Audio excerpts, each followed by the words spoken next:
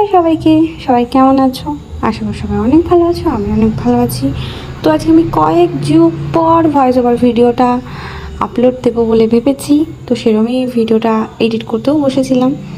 যাই হোক, শুভ চতুর্থী সবাইকে। আজকে হলো চতুর্থী, আর আজ থেকে আমি ঠাকুর দেখতে বেরোবো ভেবেছিলাম। তো ওই জন্য আমি আজকে বেরিয়ে পড়েছি।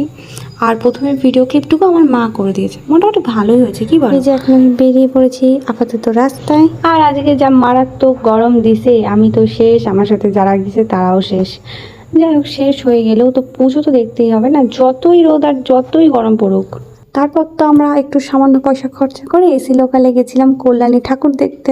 কিন্তু ওই সামান্য পয়সাটা খরচা করে লোকাল ট্রেনে গেলে আমি 5 বার যেতাম আর 5 বার আসতাম। তো যাই হোক, সেটা কোনো কথা নয়, কথা হচ্ছে কল্যাণী ঠাকুর দেখতে গেছি আমরা, এটাই বড় কথা।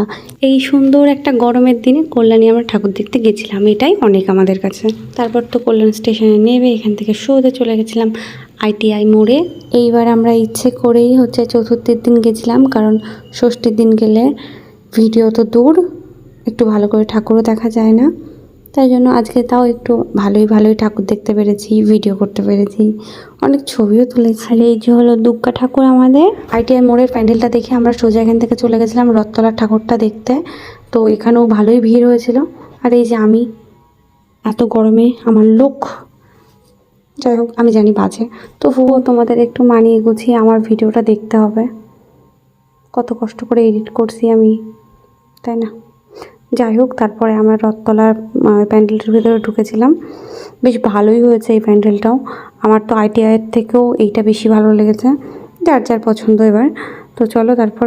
কিন্তু দুর্গা মা আমাদের সব জায়গাতেই মিষ্টিই হয়েছে, অনেক সুন্দর হয়েছে।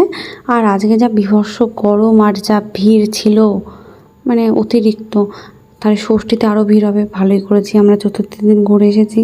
আর এই দেখো, এটা হলো রথতলার দুর্গা মা, আর এটা হচ্ছে রথতলার প্যান্ডেলটা। অনেক সুন্দর হয়েছে না? আমার তো অনেক ভালো লেগেছে। তারপর তো এই 2-3টে প্যান্ডেল দেখার পরে আমরা একটু খেয়েছিলাম। তো এটা হচ্ছে পটেটো ফ্রাই। তোমরা কে কী নাম জানো আমাকে একটু জানিও। আমি কিন্তু এটা পটেটো ফ্রাই নামেই জানি।